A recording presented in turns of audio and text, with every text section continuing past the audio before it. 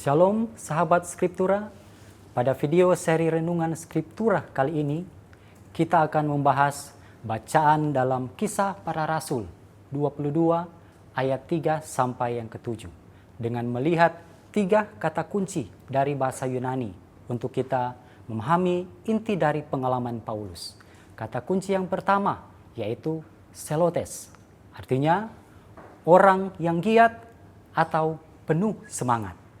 Paulus memakai kata ini untuk menggambarkan dirinya sebelum mengalami perubahan.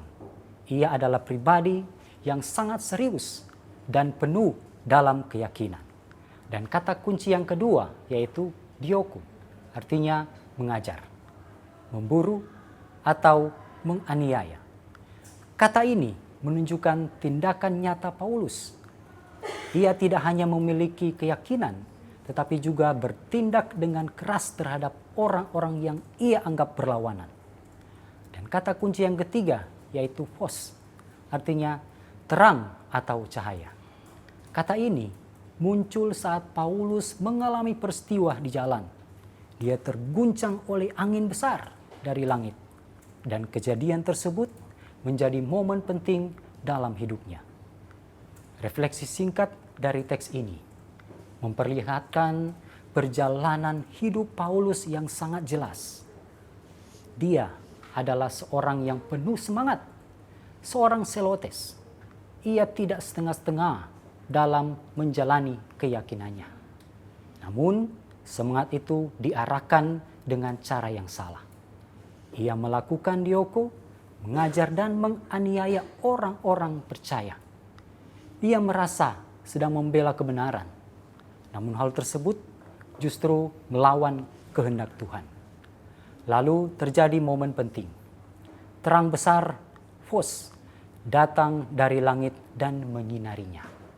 Dalam sekejap, langkahnya terhenti. Ia jatuh ke tanah dan mendengar suara yang memanggilnya. Di sini terlihat bahwa Tuhan sendiri yang mengambil inisiatif untuk menghentikan arah hidup Paulus. Terang itu bukan hanya menyinari secara fisik, tetapi membuka kesadaran rohaninya.